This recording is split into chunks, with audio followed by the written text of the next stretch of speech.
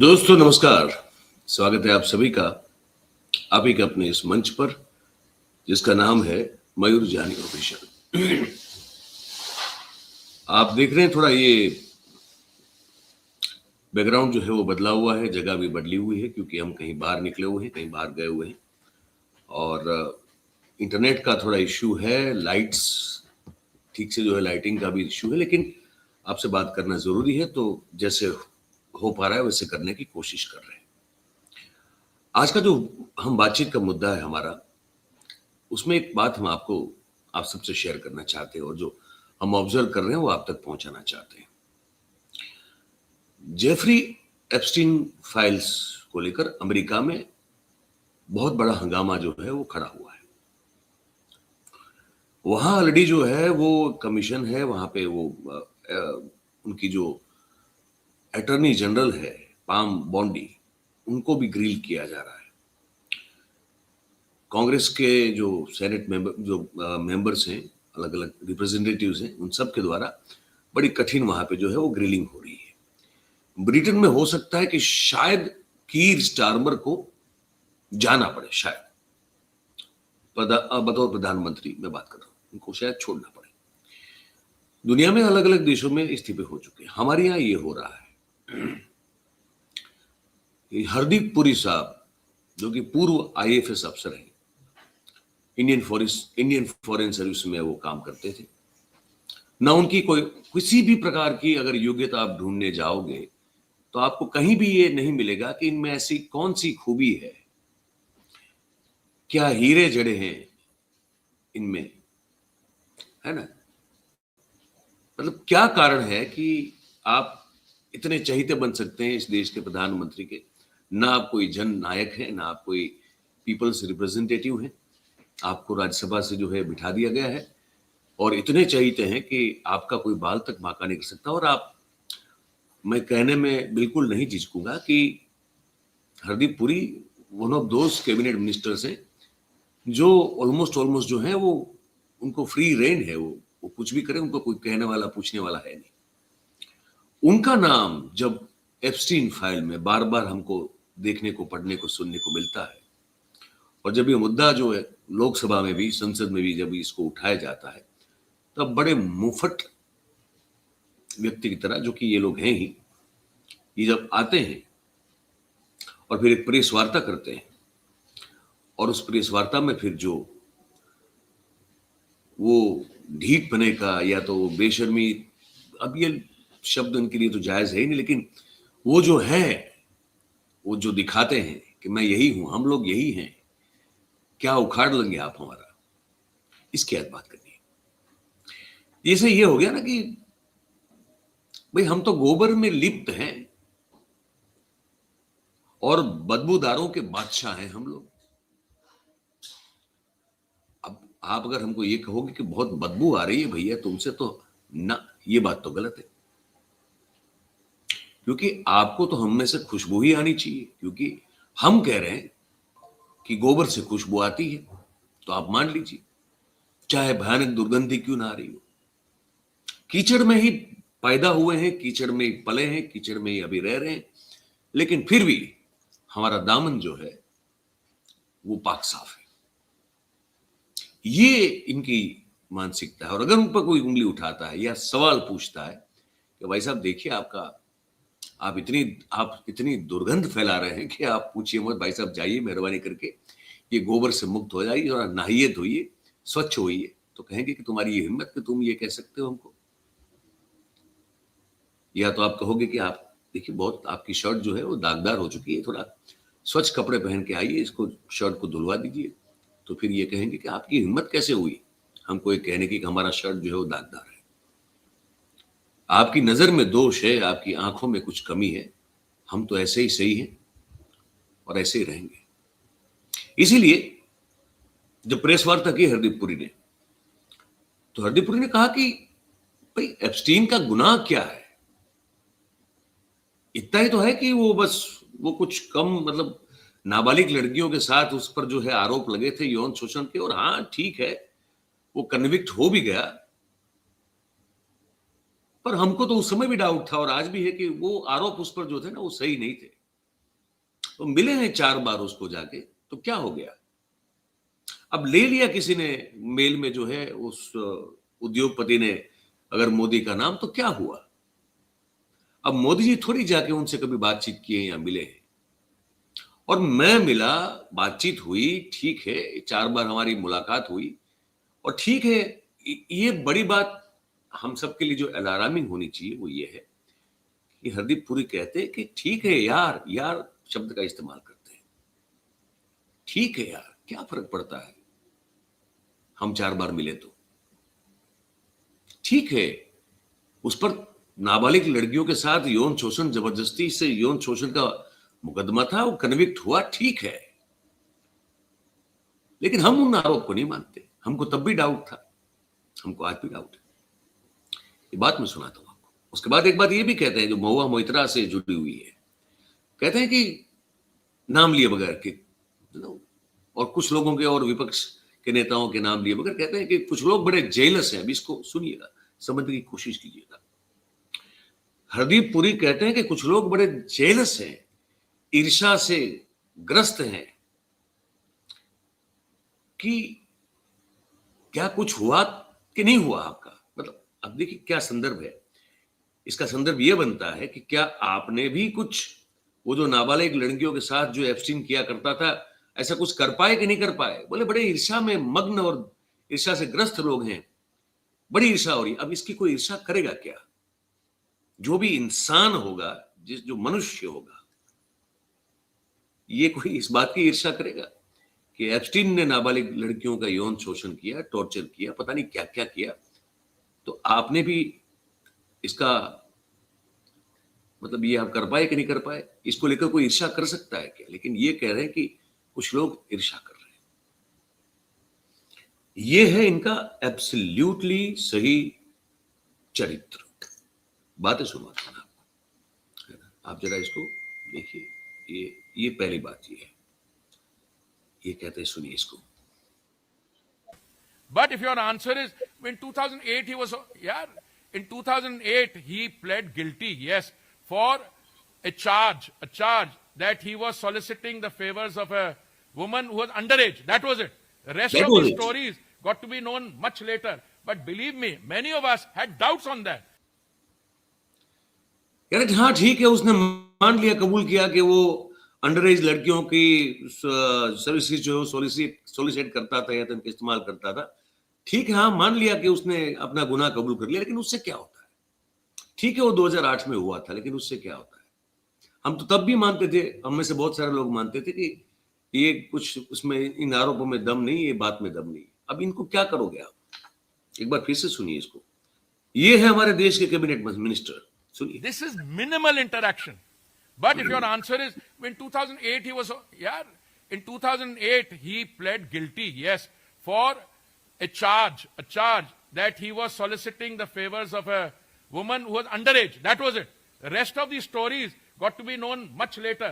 But कहते हैं that was it, बस इतना ही तो था, और क्या था? उसने कबूल कर लिया 2008 में कि हाँ वो अंडर एज नाबालिग लड़कियों की फेवर्स जो है वो सोलिसिट करता था, बस उतना ही तो गुनाह था उसका। उसने गिल्टी प्लीज किया और वो उसको सजा हुई। उससे क्या होता है? उतना ही तो था बस। ये बस इतना सा है इनके लिए।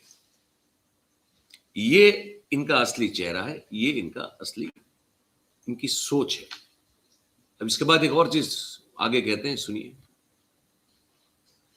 Any references to the Prime Minister? I know there was another, person who says, oh, on such and such date, something is going to happen, some disclosures will come, the government will have to fall, and, this will happen. It's talking nonsense. The Prime Minister has never met Mr. Epstein. The Prime Minister has never interacted with Mr. Epstein. Mr. Epstein is in conversation with somebody who turns around and says, Modi's on board. So Epstein tells Steve Bannon, Modi's on board. Did you ask Mr. Modi? The visit to Israel is the one thing they're talking about, I think it's 2017. And the MEA has issued a clear-cut statement trashing what is in the Epstein file. Okay, now अच्छा, यहाँ रोकता हूं मैं इनको। अब ये सवाल हम सबके मन में होना चाहिए और ये भाई साहब को पूछना चाहिए।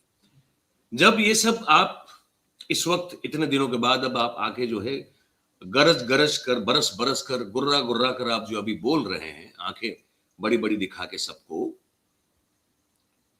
तो भाई साहब ये बताइए कि एप्स्टीन जो है वो ना तो मोदी के चचा के लड़के हैं, ना मतलब ना चचेरे भाई हैं, ना मौसेरे भाई हैं, ना तो बुआ के हैं, कोई कहीं की दूर तक की कोई रिश्ता नहीं है। तो क्यों ये मेल में इनका नाम लिखेगा? क्या फर्क पड़ता है? वो ऑलरेडी दुनिया के बड़े बड़े, वैसे भी जो है बहुत बड़े बड़े लोगों की काली करतूतों का कच्चा चिट्ठा अपने तकिए के नीचे छुपा के बैठा हुआ था। मोदी तो अभी भी आए ना वर्ल्ड मैप पे, मोदी तो आए 2014 में। ये 80 के दशक से जो है बड़े बड़े लोगों के काले करतूतों का कच्चा चिट्ठा अपने तकिए के नीचे दबा के चल रहा था ये एप्स्टीन नाम का आदमी। मोदी तो जुम्मा जुम्मा वर्ल्ड मैप पे पैदा हुए थे 2014 में। क्या फर्क पड़ता है एप्स्टीन को कि वो ऐसे ही जो है वो नरेंद्र मोदी का नाम लिख मतलब अपने मेल में लिखा करेगा और लोगों को जो है वो सेल्फ अपने आप को भी सीसी करेगा और दूसरों को भेजेगा। क्यों करेगा? उसको क्या जरूरत है मोदी का जिक्र करने की? इससे पहले 10 साल जो है वो मनमोहन सिंह की सरकार थी यूपीए की। भाई एप्स्टीन तो तब भी जो है 2008 में तो उसने गिल्टी प्लीड किया। उससे पहले तो उसका ये जो काला कारोबार है वो तो धड़ल्ले से चल रहा था।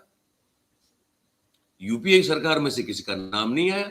अटल बिहारी वाजपेयी की जो इससे पहले की सरकार थी यूपीए से पहले वाली, इसमें से भी किसी का नाम इसमें नहीं है। एप्स्टीन तो तब भी इतना ही पावरफुल था, तो तब किसी का नाम क्यों ना आया? ना 98 से चली वाजपेयी सरकार में से किसी का नाम आया, ना 2004 से चली यूपीए सरकार में से किसी का नाम आया। भाई मोदी का सपना आ गया क्या इसको? या कोई रिश्तेदारी है जो ऐसे ही प्यार से याद कर रहा है? अनिल अंबानी तब भी काम करते थे, तब तो उनका जिक्र नहीं हुआ। मोदी के कार्यकाल के बाद ही इनका जिक्र क्यों है? ये सब सवाल बनते हैं ना भाई साहब। तो ये जो पुरी साहब हैं, इनको ये सवाल पूछे जाने चाहिए थे। खैर वो तो ये सब आते हैं मन की बात करने के लिए, कोई सवाल के जवाब तो देते नहीं है और सवाल लेते नहीं है, क्योंकि वैसे भी जो मीडिया बिठा के रखा होता है वो तो उनका पालतू मीडिया होता है वैसे आमतौर पे, तो वो तो कैसे पूछेगा। लेकिन ये सवाल है जो पूछे जाने चाहिए कि भाई क्यों फिर वो मोदी का नाम ले रहा है और किसी क्यों नहीं ले रहा है? एप्स्टीन तो मैंने कहा कि लेट 80s से जो है वो काफी पावरफुल पोजीशन में रहा है, तो मोदी क्यों?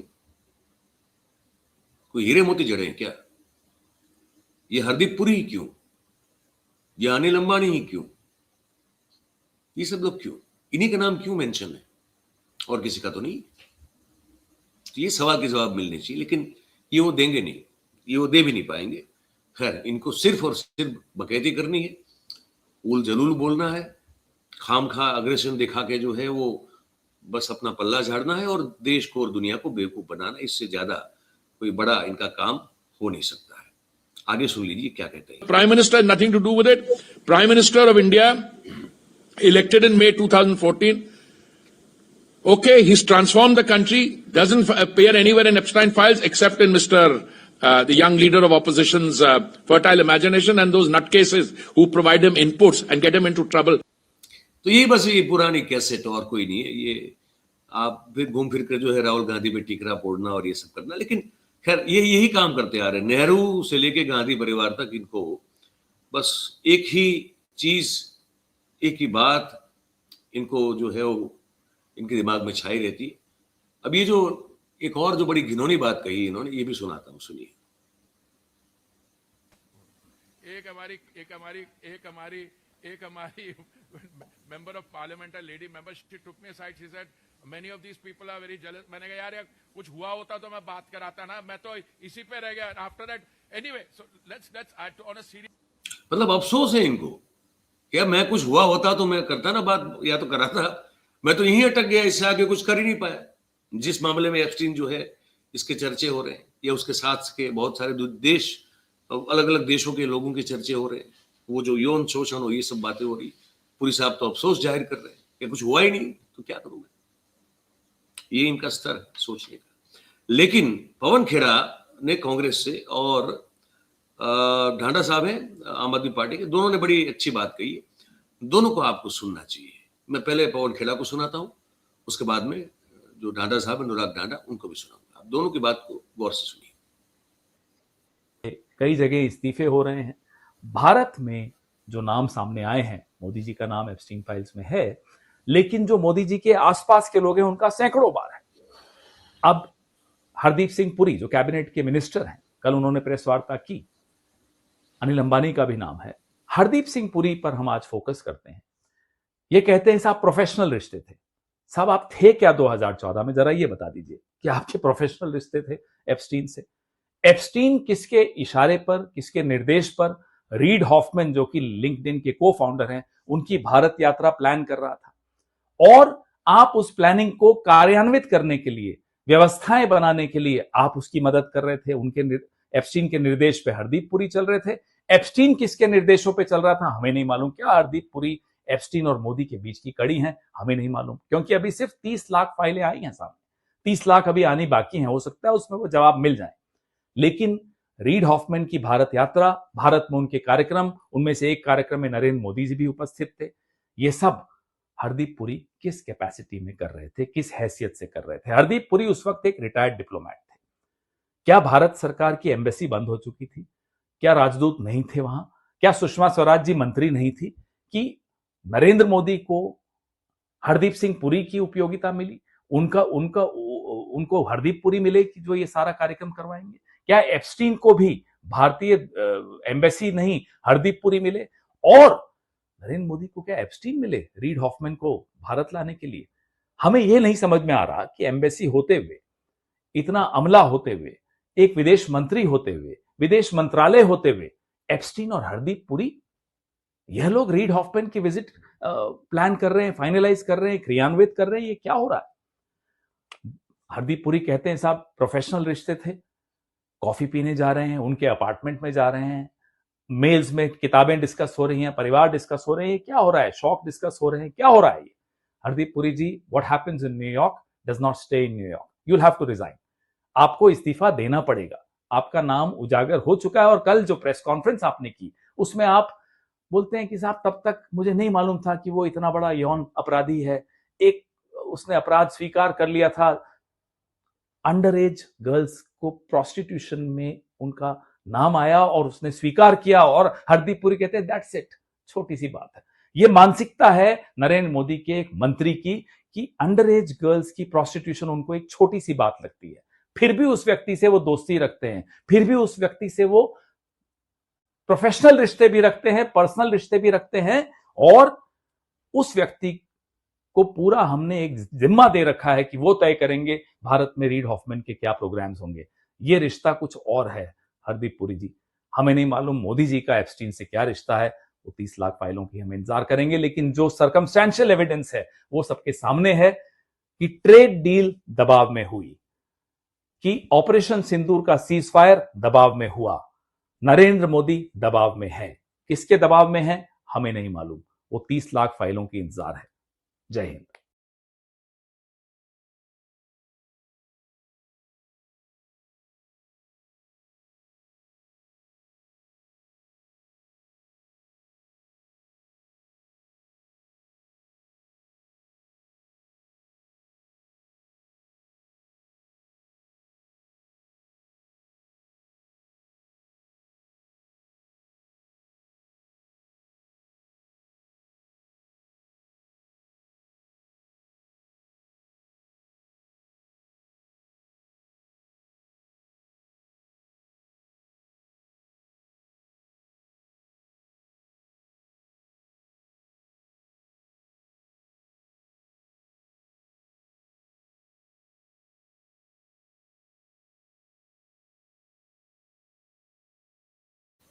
हाँ, अब सॉरी, ये ऑडियो म्यूट हो गया था और मुझसे अनम्यूट करना रह गया।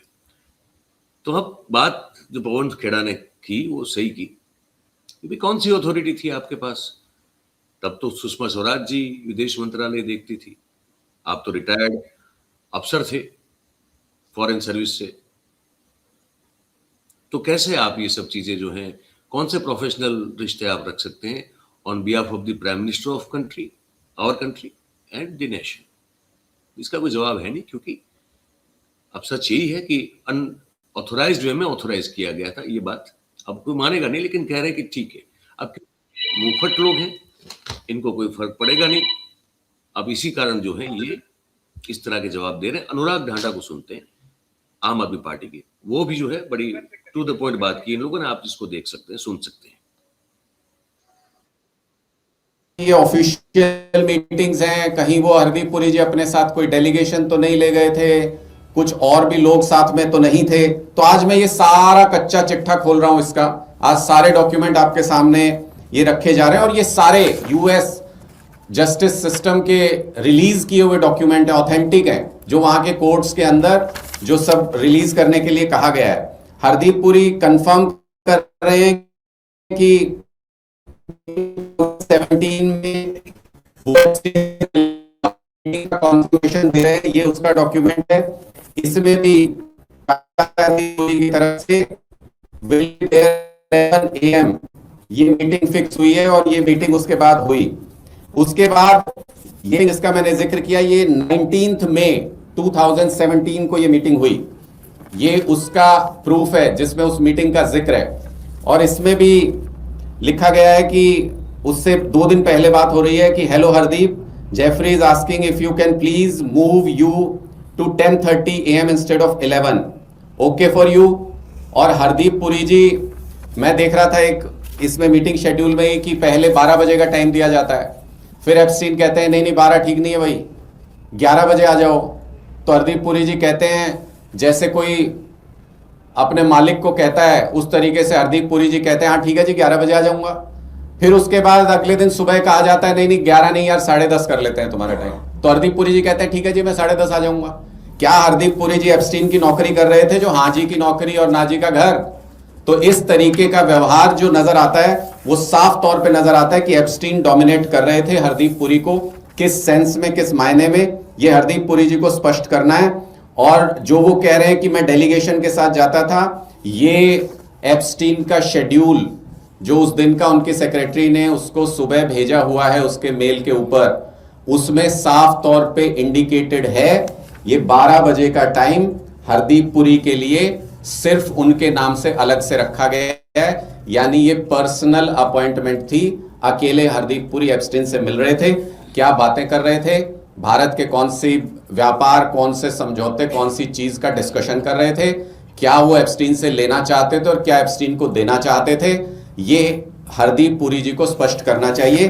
क्योंकि जब उनसे ये सवाल पूछा जाता है तो वो बहुत कैजुअल वे में कह रहे थे। एक महिला सांसद ने जब ये सवाल पूछा था उसके जवाब में कह रहे थे कुछ हुआ होता तो बताता ना।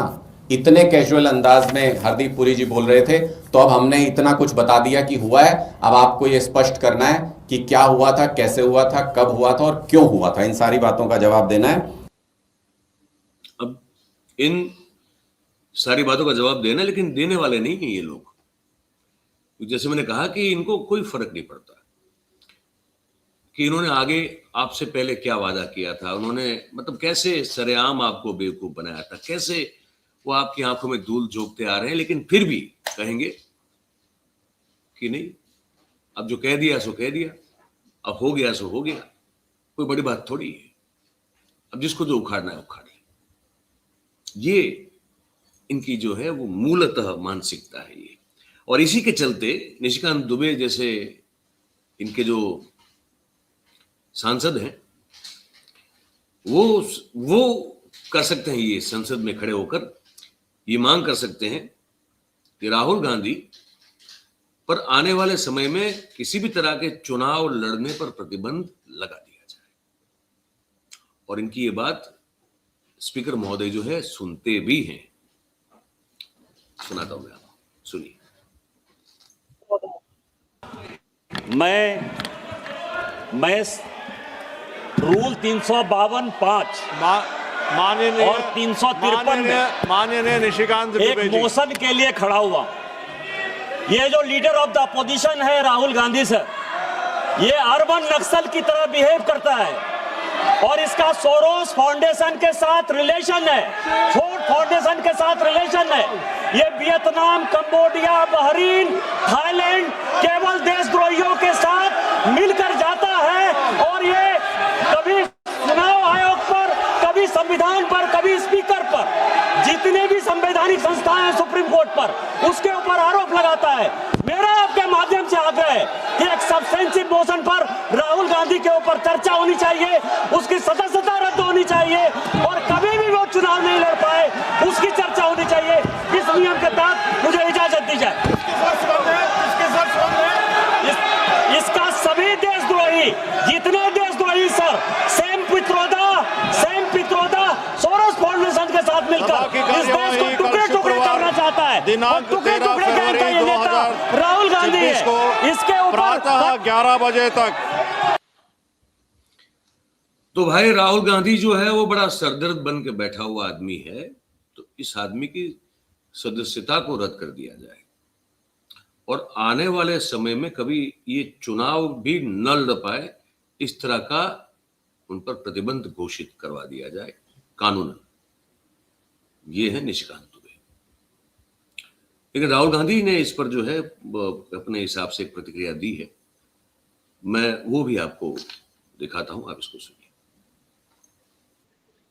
है वो हिंदुस्तान की नींव है, फाउंडेशन है और फूड सिक्योरिटी के लिए कांग्रेस पार्टी और हिंदुस्तान लड़ी थी। नरेंद्र मोदी जी ने हमारी फूड सिक्योरिटी, हमारे किसानों को धोखा दिया है।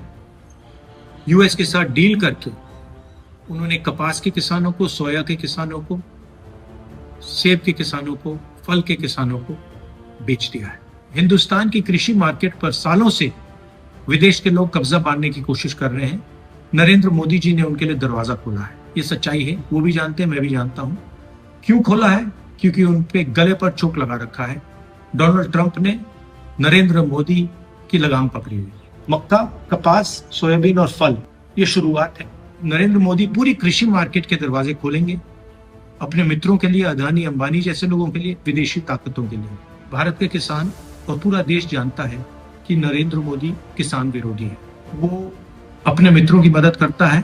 पहले भी वो काले कानून लाए थे, अब उन्होंने विदेशी ताकतों के लिए दरवाजा खोल दिया है। अमेरिका के जो किसान हैं, उनके बड़े बड़े खेत होते हैं, हजारों एकड़ के खेत होते हैं, पूरा मैकेनाइज्ड है और उनको सरकार सब्सिडी देती है।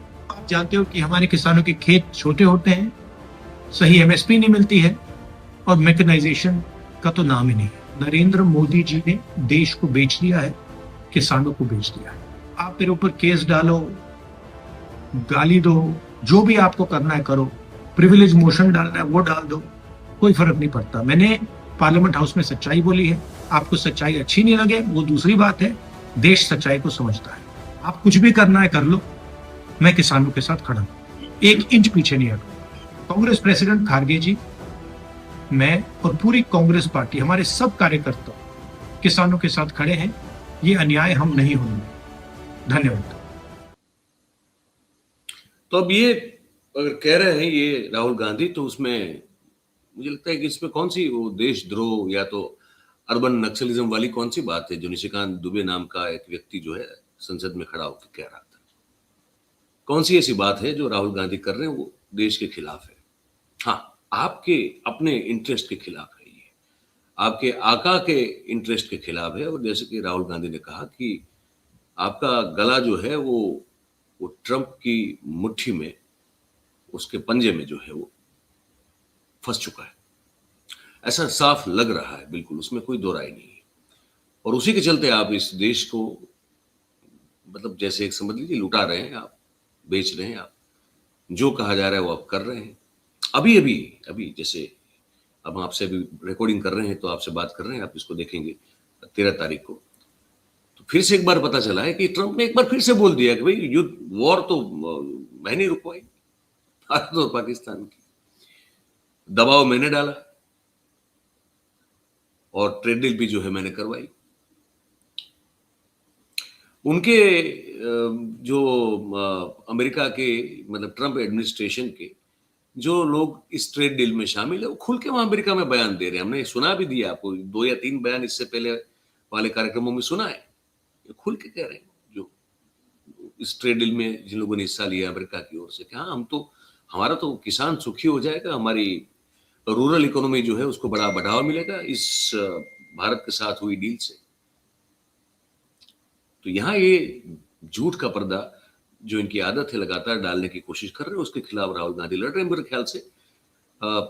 जो उन्होंने कहा वो सही निर्णय है उनका कि चाहे उनको उनकी सदस्यता रद्द की जाए, प्रिविलेज मोशन लाया जाए, जो करना है किया जाए, लेकिन ऐसे माहौल में और स्थिति में इस सरकार के खिलाफ लड़ना बहुत जरूरी है, आवाज उठाना बहुत ही जरूरी है और मेरे ख्याल से राहुल गांधी को ये करते रहना चाहिए।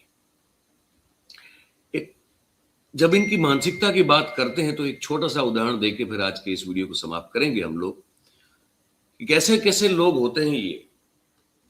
ये जैसे बाबा रामदेव जैसे लोग होते हैं, ये सब एक ही थाली के चट्टे बट्टे हैं। देखिए, अब ये थोड़ा पुराना वीडियो आपने शायद पहले देखा भी होगा, लेकिन उदाहरण देने के लिए मुझे ये वीडियो छोटी सी क्लिप जो है वो आज के दिन जो है वो मुझे सटीक लगा, तो इसलिए मैं इसको दिखा रहा हूं।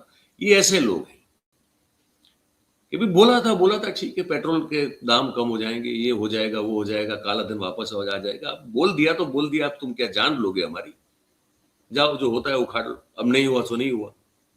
भाई आप तो बने हो बेवकूफ बनने के लिए, हमने आपको बेवकूफ बना दिया। इतना ढीठ बना इनके बने हैं ये लोग। इनका मूलतः स्वभाव, उनका जो कोर है, एलिमेंट, अंदर का जो सही में जो तत्व और सत्व है, जो इसको गिना वो ये है ढीठपना और बेशर्मी, बेहयाई और मैं कहूंगा कि डकैती। यही सब है, सुनिए इसको।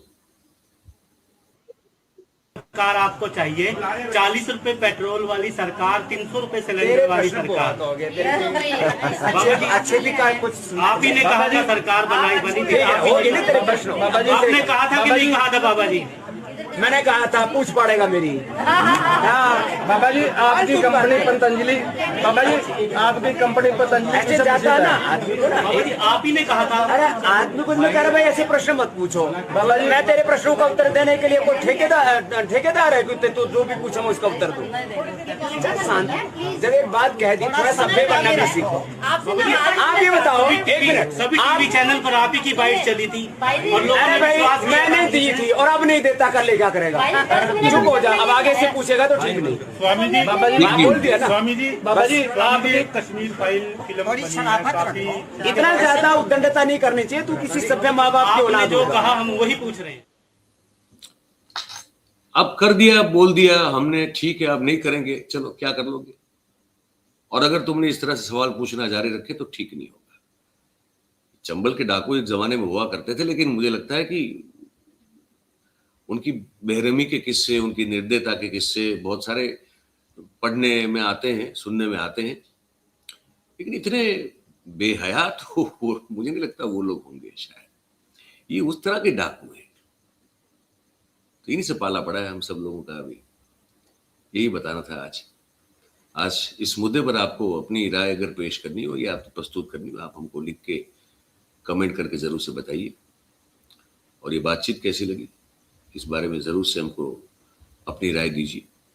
अच्छी लगी हो तो इस वीडियो को लाइक करें, इसकी लिंक को अब हो सके उतना शेयर करिए ताकि और लोगों तक ये बातचीत पहुंचे।